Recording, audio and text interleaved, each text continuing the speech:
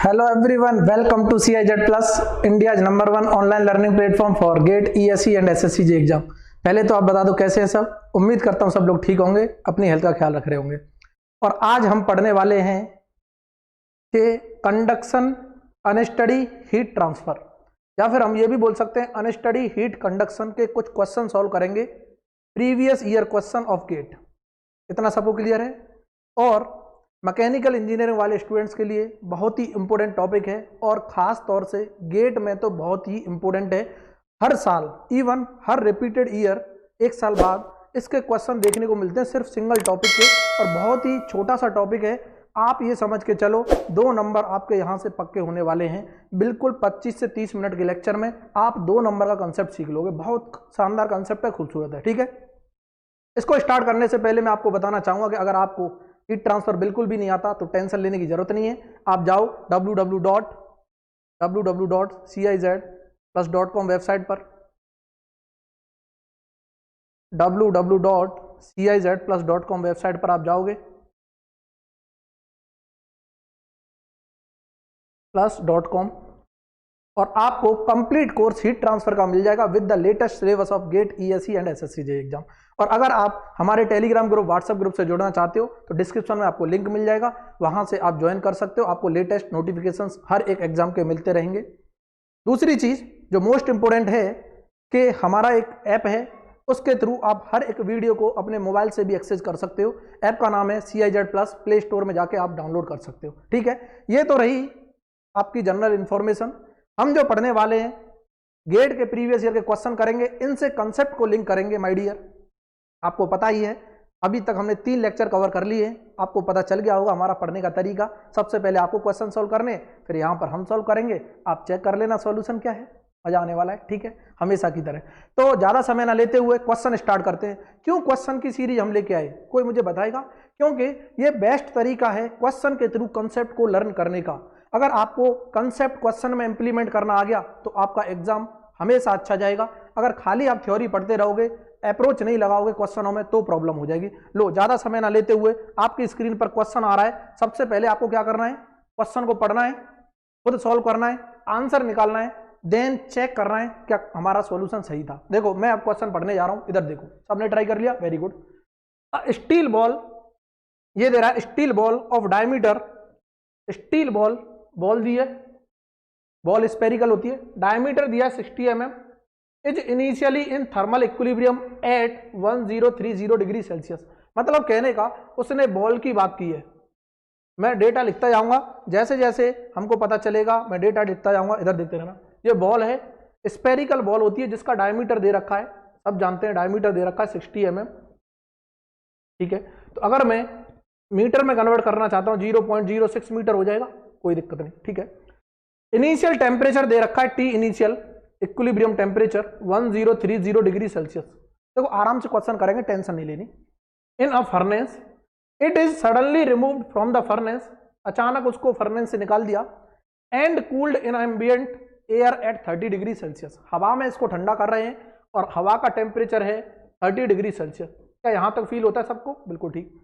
With convective heat transfer coefficient, H की value दे रखी है, H दे रखा है 20 वाट पर मीटर स्क्वायर केल्विन। कितना क्लियर है? ठीक है, H दे रखा है 20 वाट पर मीटर स्क्वायर केल्विन। उसके बाद थर्मोफिजिकल प्रॉपर्टी ऑफ स्टील दे रखी है, डेंसिटी 7800, थर्मल कंडक्टिविटी K दे रखा है, specific heat, time required in second to cool steel ball from 1030 degree to 430 degree Celsius. मतलब कहने का टाइम पूछा है। इधर देखना, बहुत शानदार कंसेप्ट। क्या क्या डेटा दे रखा है उसको और मैं लिख लेता हूं। डेंसिटी हमको दे रखी है 7800 kg पर मीटर क्यूब। ठीक है, उसके बाद K भी दे रखा है, देखो K यहां पर है, ये रहा K की वैल्यू 0.40 वाट पर मीटर केल्विन है, कोई दिक्कत नहीं। K की वैल्यू दे रखी है हमको 600 जूल पर केजी केल्विन, और टाइम रिक्वायर्ड पूछा है सेकंड में। टाइम बता दो, T पूछा है सेकंड में, बहुत इंपॉर्टेंट क्वेश्चन है। और इनिशियल की जगह फाइनल टेम्परेचर भी दे रखा है कि 1030 से अगर 430 डिग्री तक वो बॉल पहुंच रही है, 430 डिग्री सेल्सियस तक, तब कितना टाइम होगा। कितना टाइम लगेगा, बहुत अच्छे। कभी भी ऐसे क्वेश्चन आते हैं, एक फॉर्मूला याद रखना है, फॉर्मूला निकलता है हीट बैलेंस करके, फॉर्मूला क्या है उसको देखते हैं। ये क्वेश्चन है अनस्टडी हीट ट्रांसफर का क्वेश्चन है, इसमें टाइम के साथ टेम्परेचर चेंज होता है। वो क्या आता है रिजल्ट कि टी इनिशियल बता दो माइनस के T final divided by, T final नहीं, इधर देखना, टी इनिशियल बता दो minus T infinity divided by T final minus T infinity equal to E की power H A surface area है divided by rho volume C P specific heat, तो C P दे रखा होगा यहाँ, ये दे रखा है, इनटू टाइम टी। ये रिजल्ट है, आपको याद रखना है। इसके बहुत क्वेश्चन पूछे गए हैं, बहुत ज्यादा क्वेश्चन पूछे गेट में, और ये कंसेप्ट अक्सर पूछा जाता है। आप देख लोगे कम से कम नहीं इसी टॉपिक के 20-25 क्वेश्चन आपको दिखाई देंगे। हम यहाँ पर 4-5 क्वेश्चन अच्छे अच्छे डिस्कस करेंगे, उससे सारे कंसेप्ट को लिंक कर देंगे। बाकी ये क्वेश्चन आप खुद करोगे तो आपको अपने आप सॉल्व हो जाएंगे।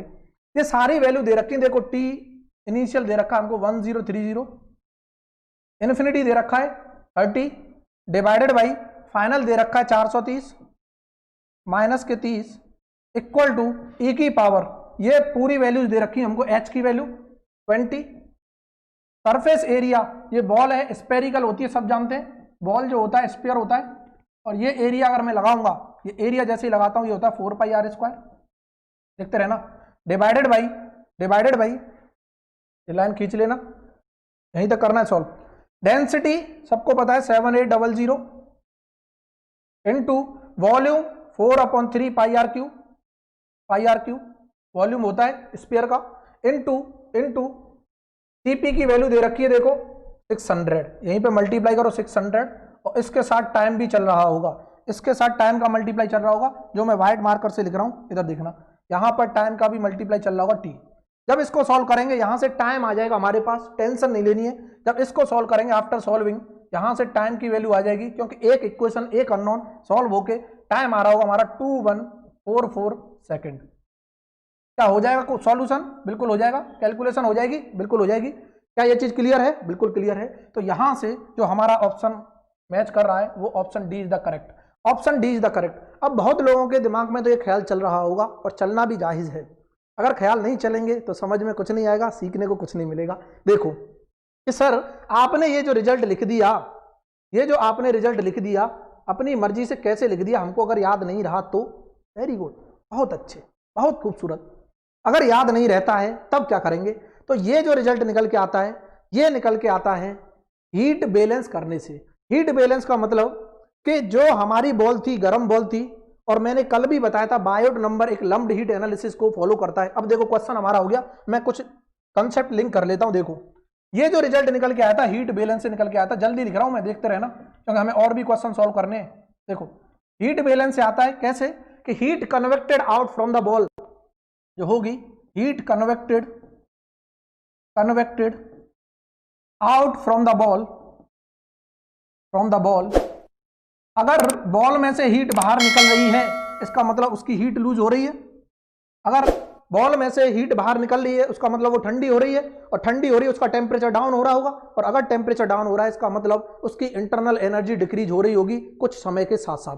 तो हम तुरंत बोल देंगे ये रेट ऑफ हीट है माय डियर। देखो ये क्या है? Rate of heat. Rate of heat समय के साथ, तो यही होता है क्या? Decrease of its internal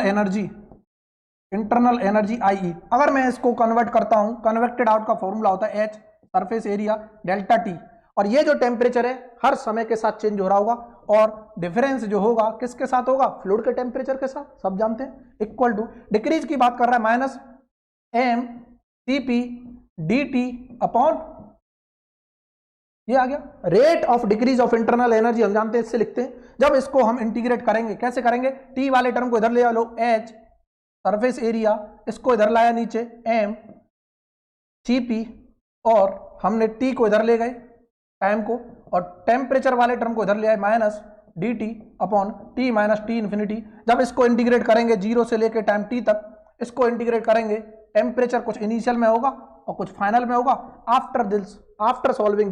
after solving this जो रिजल्ट आएगा वही तो ये रिजल्ट था। इसको सॉल्व कर लेना, ये रिजल्ट आ जाएगा। मैंने कंसेप्ट लिंक कर दिया, बहुत खूबसूरत क्वेश्चन था, क्या क्लियर हुआ? बिल्कुल हो गया। इसी तरह पढ़ना है, कंसेप्ट को लिंक करके पढ़ना है। अब कैसा भी क्वेश्चन आ जाए हम डायरेक्ट फॉर्मूला लगाएंगे, आंसर पाएंगे, मजा आ जाएगा। ठीक है, आगे बढ़े, बिल्कुल बढ़ो सर। लो नेक्स्ट क्वेश्चन हमारी स्क्रीन पर, क्वेश्चन नंबर 2 आपको दिखाई दे रहा होगा, ब्यूटीफुल क्वेश्चन है और ये है क्रिटिकल रेडियस ऑफ इंसुलेशन का। आप पढ़ लो, मैं बताऊंगा कैसे सॉल्व करना है। देखो, a pipe of 25 mm outer dia, outer dia का कोई पाइप है, कैरीज स्टीम, स्टीम लेके जा रहा है। The heat transfer coefficient between the cylinder and surrounding, H की वैल्यू दे रखी है। अगर मैं बात कर रहा हूं कि ये कोई पाइप है, देखते रहना, ये कोई पाइप है, ठीक है, इसमें स्टीम जा रही है, ये होलो पाइप है, तो कुछ इस तरह का होगा। देखो ये होगा पाइप, सबको दिखाई दे रहा है? बिल्कुल ठीक है सर। ये पाइप है, इसमें कुछ स्टीम जा रही है, लो स्टीम फ्लो कर रही होगी, स्टीम, कोई टेंशन नहीं लेनी, ठीक है। उसने बोला आउटर जो डाया है, आउटर डाया दे रखा है। अगर मैं आउटर डाया को रेडियस में कन्वर्ट करता हूं, आर आउटर दे रखा है, वो क्या है 25 mm डायमीटर, डिवाइड बाई 2 कर देंगे, ये आ जाएगा 12.5 mm रेडियस दे रखी है आउटर। क्या इतना क्लियर है? ठीक है। उसके बाद एच की वैल्यू दे रखी है, एच दे रखा है 5 वाट पर मीटर स्क्वायर केल्विन। देखो जो जो डेटा दे रखा है उसको लिखते जाओ।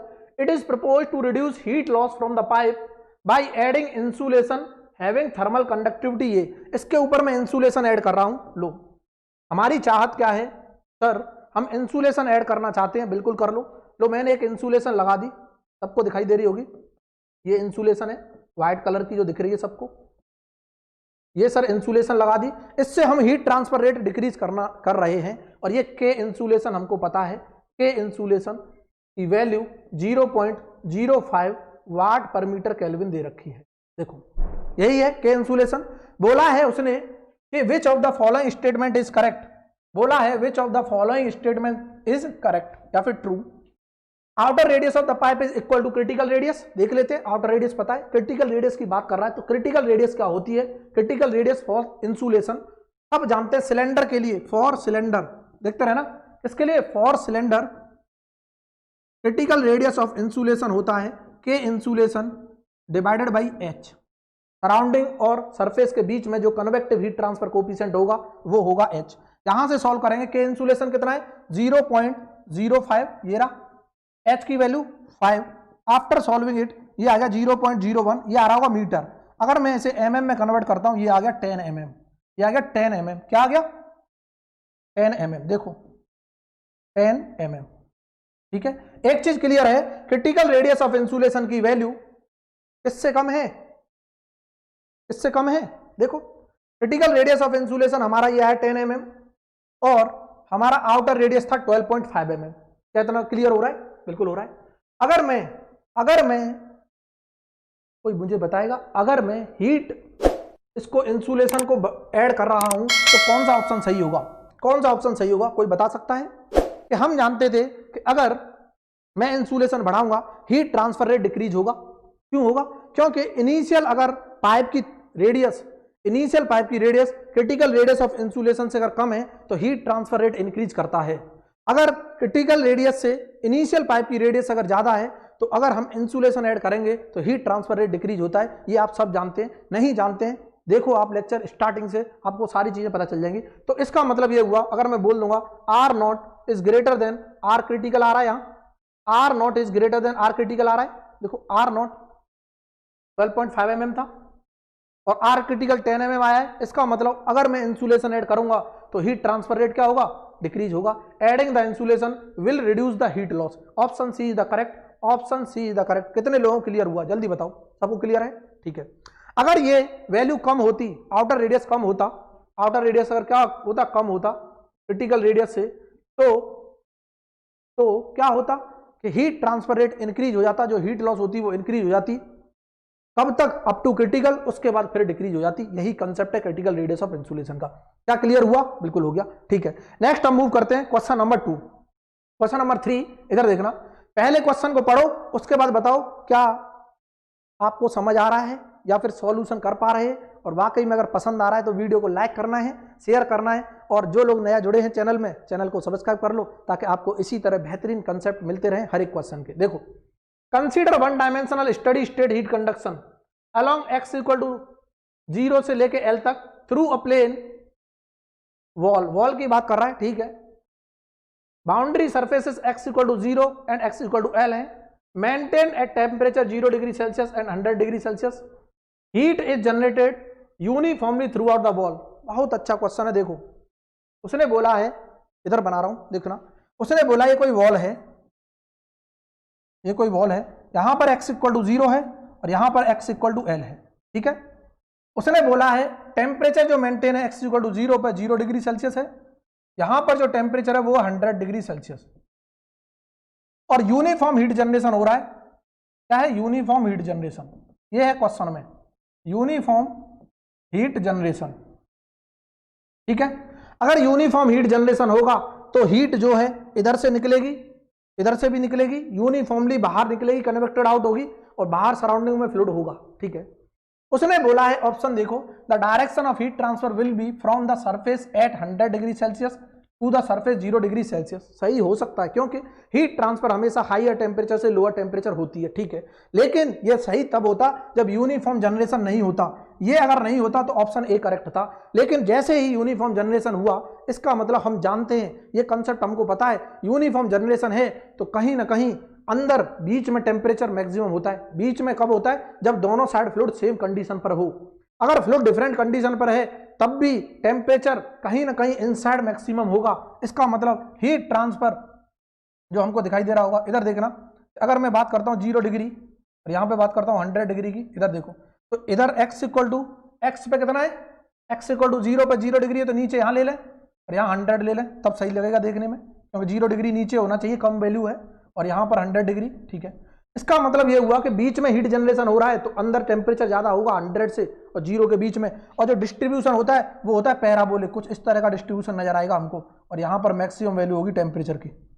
कोई भी कुछ भी हो सकती है डिस्टेंस, यहां पर टेम्परेचर क्या होगा? मैक्सिमम, और जो डिस्ट्रीब्यूशन होता है वो होता है पैराबोलिक। कैसे पता चला? इसको भी प्रूफ करते हैं, लेकिन यहां पर प्रूफ नहीं कर पाएंगे, यहां पर प्रूफ नहीं कर पाएंगे क्योंकि समय हमारे पास लिमिटेड है, हमको क्वेश्चन भी अटेम्प्ट करने हैं। इसका प्रूफ किसी को देखना है www.cizplus.com की वेबसाइट पर जाओ, हर एक कंसेप्ट का प्रूफ किया हुआ है, हर एक कंसेप्ट को बताया क्यों पैराबोलिक आ रहा है। Temperature is the function of x square आता है, temperature is the function of x square आता है, इसीलिए हम पैराबोलिक बोलते हैं। और कहीं ना कहीं बीच में नहीं, किसी न किसी डिस्टेंस पर मैक्सिमम वैल्यू होती है in between left hand side और राइट हैंड साइड। क्या इतना क्लियर है?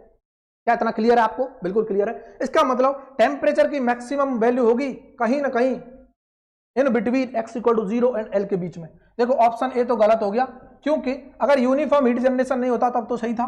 The maximum temperature inside the wall must be greater than 100 degree Celsius. बिल्कुल सही, 100 से तो ज्यादा ही होगा मैक्सिमम, क्योंकि यहां से हीट देखो ज्यादा दिख रहा है, temperature maximum will be greater than क्या होगा? 100 डिग्री सेल्सियस। बिल्कुल सही, ऑप्शन बी सही है। द टेम्परेचर डिस्ट्रीब्यूशन लीनियर, बिल्कुल नहीं, पैराबोलिक बताया अभी। The temperature distribution is symmetric about the mid plane of the wall. ये कब होता? when both ends are at same fluid condition, when both ends are at same fluid condition, मतलब कहने का अगर दोनों एंड पर टेम्परेचर सेम हो, means temperature same at both and. ये ऑप्शन तब सही होता, सेम एट बोथ एंड। देखो हमने 4 ऑप्शन से कुछ ना कुछ सीख लिया, और इसी तरह कंसेप्ट सीखने हैं, इसी तरह कंसेप्ट सीखने कैसे कि सर अगर टेम्परेचर दोनों एंड पर सेम रहता, मान के चलो 50-50 डिग्री सेल्सियस होता, तब सिमेट्रिक होता ये कर्व। और सिमेट्रिक होता कैसे दिखाई देता? देखो मैं बना रहा हूं, अगर दोनों एंड पर मैंने बोल दिया टेम्परेचर सेम है 50 डिग्री, इधर भी 50 डिग्री सेल्सियस, तो सिमेट्रिक होता और इस तरह का बनता, और यहां पर सेंटर में मैक्सिमम वैल्यू होती, टी मैक्स जो होता सेंटर में होता। कितने लोगों को ये चीज क्लियर हो रही है? जल्दी बता दो कितने लोगों को ये चीज क्लियर हो रही है? टी मैक्स जो होता एट सेंटर होता, एट सेंटर। देखो समझ आ गया होगा सबको? बिल्कुल समझ आ गया, कोई दिक्कत नहीं। हमने पूरा कंसेप्ट यहां से देख लिया, लेकिन ये कोई हीट जनरेशन का क्वेश्चन है, अनस्टडी नहीं है, बट हमको अच्छा क्वेश्चन लगा इसीलिए इसको ऐड किया है। क्लियर है ना? उम्मीद करता हूं सबको पसंद आ गया होगा, और वाकई में पसंद आया है और मेरी मेहनत अगर आपको अच्छी लगती है तो वीडियो को लाइक करो और शेयर करो ज़्यादा से ज़्यादा। हर एक मैकेनिकल इंजीनियरिंग स्टूडेंट के पास पहुंचना चाहिए। और अभी तो मैं टॉपिक के कंसेप्ट भी लेके आऊँगा, टॉपिक वाइज वीडियो भी लेके आएंगे। अभी तो क्वेश्चन के जरिए आपको कंसेप्ट इंटरलिंक करा रहा हूं, अभी बेहतरीन कंसेप्ट तो अभी हम वीडियो लेके आएंगे, उसमें टॉपिक वाइज आपको चीजों को कवर कराएंगे। आप कमेंट में बताया करो, आपको किसी चीज में प्रॉब्लम हो कमेंट करो, कोई सा टॉपिक पढ़ना हो हम उसका सेपरेट वीडियो यूट्यूब पर भी आपको प्रोवाइड कराएंगे, टेंशन नहीं लेनी है। ठीक है, इतना क्लियर है? बिल्कुल। नेक्स्ट क्वेश्चन हमारी स्क्रीन पर देखो, next question number 4। Question number 4 beautiful question. आप इसे पहले ट्राई करो, मेरे कहने पे एक बार ट्राई करो, कैलकुलेटर लेके बैठो। बहुत अच्छा क्वेश्चन है। अभी इसका कंसेप्ट हमने बता दिया है, मैं डायरेक्ट सॉल्व करूंगा क्योंकि कंसेप्ट मैं डिस्कस कर चुका हूं, इसीलिए क्वेश्चन रखा है ताकि आप अटेम्प्ट कर सको। क्वेश्चन को ट्राई करो। हो गया ट्राई? पॉज करके, वेरी गुड। इधर देखो, a cylindrical steel rod, question इसीलिए रखा है क्योंकि ट्विस्ट है, फील करना। A cylindrical steel rod 0.0 metre diameter and 0.2 metre in length.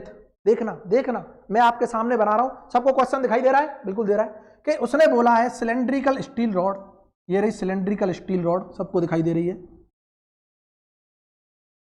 Cylindrical steel rod, और ये अगर स्टील रॉड है तो सॉलिड होगी। बहुत अच्छे। इसका लेंथ दे रखा है, देखो 0.2 मीटर लेंथ दे रखा है, 0.2 मीटर, और डायमीटर दे रखा है 0.01 मीटर। देखते रहे ना, बहुत ब्यूटीफुल क्वेश्चन है। आपने अगर इस क्वेश्चन को कर लिया, क्या कर पा रहे हैं? आपने अगर इस क्वेश्चन को कर लिया, बहुत अच्छे। देखो, is first heated to 750 degree Celsius and then immersed in water bath at 100 degree Celsius. मतलब कहने का इनिशियल टेम्परेचर दे रखा है 750 डिग्री सेल्सियस, उसके बाद वाटर बाथ मतलब फ्लूइड में हमने डाल दिया 100 डिग्री सेल्सियस के में। ठीक है। हीट ट्रांसफर कोफिशिएंट एच दे रखा है, एच की वैल्यू है 250 वाट per metre square kelvin. Density दे रखी है, देखो डेंसिटी 7801 kg पर मीटर क्यूब, और C की वैल्यू भी दे रखी है, स्पेसिफिक हीट 473 जूल पर केजी केल्विन। बिल्कुल ठीक, यूनिट सब हमारी वाली है। के भी दे रखा है, के खुश हो जाओ, के भी दे रखा है कितना 043 वाट पर मीटर केल्विन। खूबसूरत।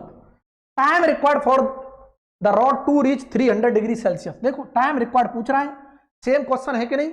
मतलब फाइनल टेम्परेचर अगर 300 डिग्री सेल्सियस पहुंच जाए तो टाइम बता दो। क्या मैं लिख दूं डायरेक्ट फॉर्मूला? बिल्कुल लिख दो सर, लो मैं तुरंत लिख दूंगा। देखना but beauty of the question मैं बताऊंगा यहां पर गलती कहां होगी।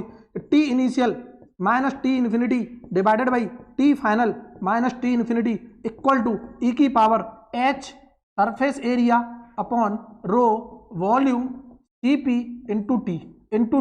टी क्या है? Time in second. यही पूछा है, सारी वैल्यू नॉन है, देखते रहना, सारी वैल्यू नॉन है। अब मैं रखूंगा नहीं, आप खुद करोगे, बस मैं आपको आंसर बताऊंगा और गलती बताऊंगा कहां हो रही है। देखना, ये नॉन है, इनिशियल टेम्परेचर दे रखा है, ये भी दे रखा है, ये भी दे रखा है, ये भी दे रखा है, सब कुछ पता है। एच की वैल्यू गिवन है, डेंसिटी गिवन है, सीपी गिवन है, टाइम पूछा है। सरफेस एरिया और वॉल्यूम में मिस्टेक करोगे आप। सरफेस एरिया फील करना, फील कि अगर मैंने इसके चारों साइड फ्लूइड भर दिया,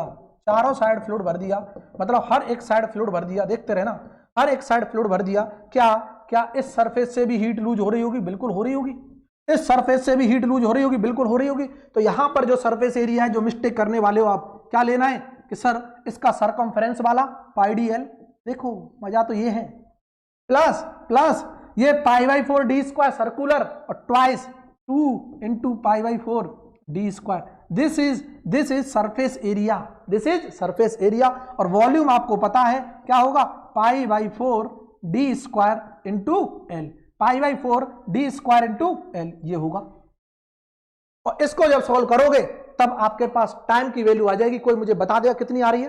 टाइम सॉल्व करने के बाद आफ्टर सॉल्विंग जो टाइम आ रहा होगा वो आएगा 42.23 सेकंड। अगर किसी ने ये कंसीडर नहीं किया तो वेरिएशन आ जाएगा 1 सेकंड का, ऑलमोस्ट 1-2 सेकंड का वेरिएशन आ रहा होगा, बट गलत हो जाएगा। क्योंकि यहां पर हीट लॉस यहां से भी तो हो रही होगी, यहां से भी हीट लॉस हो रही होगी, तो ये भी तो सरफेस एरिया है कुछ ना कुछ। ये पूरा पानी में डूबी हुई है रॉड, ये रॉड पूरी पानी में डूबी हुई है। अगर वो बोलता neglected and surface of the cylindrical rod, तब हम इसको नेग्लेक्ट कर पाते, लेकिन उसने बोला नहीं है। कंसीडर करना है, 100% करना है, नहीं वेरिएशन चला गया आंसर में, इसका मतलब आप रेंज से बाहर। क्या चीजें समझ आई जल्दी बता दो। बिल्कुल आ गई, ब्यूटीफुल क्वेश्चन था, बस इसका ध्यान रखना था। ये सिलेंड्रिकल रॉड है, ये वो नहीं है, स्पेरिकल नहीं है, आप तुरंत काट दो। यहां पर सरफेस एरिया ये आएगा, वॉल्यूम ये आएगा, और यही मिस्टेक थी जिसने इसको इंप्लीमेंट कर लिया बस, और तो कुछ क्वेश्चन में था ही नहीं, सेम क्वेश्चन है डिक्टो। क्या क्लियर हुआ? Very good. कितने लोगों का सही हुआ कमेंट करके मुझे बता दो। सीरियसली ईमानदारी के साथ क्वेश्चन अटेम्प्ट किया करो ताकि मुझे भी मजा आ जाए, और मजा वाकई में ज्यादा आ रहा है तो क्या कर दो, लाइक कर दो। बहुत अच्छे। देखो क्वेश्चन नंबर, नेक्स्ट क्वेश्चन हमारी स्क्रीन पर, ब्यूटीफुल क्वेश्चन, सेम कंसेप्ट है बट यहां पर कुछ और पूछा है। क्या पूछा है? Convective heat transfer coefficient. आप चुटकियों में निकालोगे। देखो स्मॉल मेटल बीड हमेशा स्पेरिकल होती है, रेडियस दे रखा है, इनिशियल टेम्परेचर दे रखा है, रेडियस वैल्यू दे रखी है 0.5 mm, हम तुरंत बोल देंगे ये है 0.5 इंटू 10⁻³ मीटर। ठीक है। टेम्परेचर इनिशियल देखो सेम कंसेप्ट है, 100 degree Celsius. When placed in stream fluid T infinity temperature दे रखा है। देखो कंसेप्ट सेम है, बस मैं प्रैक्टिस इसलिए करा रहा हूं ताकि आपको बिल्कुल याद हो जाए, यहां से कोई दिक्कत ही नहीं है। और ये अटेन्स अ टेम्परेचर अटेन कर रहा है कितना? Final temperature 28 degree Celsius. कितनी सेकंड में? टाइम दे रखा है, अब टाइम पूछेगा थोड़ी, बार बार थोड़ी टाइम पूछेगा। तू कितना है? 4.35 सेकंड। 4.35 सेकंड में इतना टाइम अटेंड कर रहा है। 28 है ये। द डेंसिटी दे रखी है ये रही, स्पेसिफिक हीट दे रखी है ये रही, respectively if the bead is considered as lumped system. और ये जितनी भी हमने कैलकुलेशन की थी सब लम्प्ड एनालिसिस को फॉलो कर रहे हैं। और लम्प्ड एनालिसिस क्या होती है ये हमने कल ही बताया था, Biot number is less than 0.1 होगा, वो लम्प्ड हीट एनालिसिस को सेटिस्फाई करता है। और ये रिजल्ट, ये लम्प्ड हीट एनालिसिस को सेटिस्फाई कर रहे हैं तभी ये रिजल्ट आते हैं। T initial minus T infinity divided by T final minus के T infinity equal to E की power H surface area upon rho. देखो याद हो गया होगा बहुत लोगों को, तो यही तो तरीका है, इसीलिए तो बोल रहा हूं याद हो गया है। क्यों हो गया है? क्योंकि क्वेश्चन प्रैक्टिस इस तरीके से कर रहे हैं। बहुत अच्छे। देखो उसने बोला है हीट ट्रांसफर कोएफिशिएंट बताओ convective in between the metal Beed and fluid stream. H की वैल्यू पूछी है। कितने लोग सहमत हैं इस चीज से कि H हम निकाल देंगे? सारी वैल्यू पता है। देखो क्या क्या पता है, देख लो एक बार, फील कर लो एक बार कि सर T इनिशियल पता है, ये दे रखा 100, लिख लो। किसी को इच्छा पूरी करनी है। इन्फिनिटी पता है 20 डिवाइडेड बाई फाइनल पता है 28 माइनस के 20 इक्वल टू E की पावर H की वैल्यू पता है, पूछा है सर, पता कहाँ है? सरफेस एरिया निकाल लेंगे, क्या होगा 4πr² डिवाइडेड बाई डेंसिटी देखो दे रखी है 8500 into volume 4/3πr³ into Cp देखो Cp ये रहा 400 जूल। बहुत अच्छे। और इसका मल्टीप्लाई हो रहा है टाइम से। अब देखो कैसे सॉल्व करनी है कैलकुलेशन, एक ही अननोन है। देखो टाइम भी दे रखा है, टाइम क्या दे रखा है, लिख लो 4.35 सेकंड। 4.35 सेकंड ये वैल्यू दे रखी है हमको, टेंशन नहीं लेनी है। क्या इतना क्लियर है? जल्दी बताओ क्या इतना क्लियर है? ठीक है। H की वैल्यू चाहिए, बाकी ऑल डेटा गिवन, और यहां से H आ रहा होगा, सॉल्व करोगे ये आएगा 299.8 watt per metre square kelvin. This is the answer. और ऑप्शन हमारा कौन सा सही है? Option B is the correct. यहां पर देख लेना, option A B C D है, ये सबको पता चल जाएगा, कोई दिक्कत नहीं है। क्या इतना क्लियर है? जल्दी मुझे बता दो क्या इतना क्लियर है। तो ये आज हमने क्वेश्चन डिस्कस कर लिए, ब्यूटीफुल क्वेश्चन थे। इसी तरह और भी क्वेश्चन करेंगे नेक्स्ट सीरीज में, नेक्स्ट क्वेश्चन के लेक्चर में। ठीक है, तो मजा आ जाएगा। वाकई में अगर मजा आ गया है तो वीडियो क्या करना है, लाइक करना है, शेयर करना है। और जो भी लोग नए आए हैं इस वीडियो में, नया जुड़े हैं, चैनल में नया जुड़े हैं, एक बार चैनल को सब्सक्राइब कर लो ताकि आपको हर वीडियो का लेटेस्ट नोटिफिकेशन मिलता रहे। और किसी को अगर हीट ट्रांसफर बिल्कुल नहीं आता, मैं तो ये मानता हूँ अगर बिल्कुल नहीं आता तो मैं गारंटी लेता हूँ पर्सनली, अगर फिर भी आपको प्रॉब्लम हो तो मुझसे पर्सनली आके पढ़ना। सर बहुत चालाक हो रहे, कोई बात नहीं, ठीक है। बिल्कुल नहीं आता है तो CIZ+.com की वेबसाइट पर जाओ, www.CIZ+.com, और आपको वहां पर पूरा कंप्लीट कोर्स मिलेगा, कंप्लीट पैकेज भी मिलेगा। किसी भी एग्जाम का, किसी भी कोर्स का अगर आपको ज्वाइन करना है आप कर सकते हो। आज के लिए इतना ही बहुत। Thanks for watching, tata bye bye.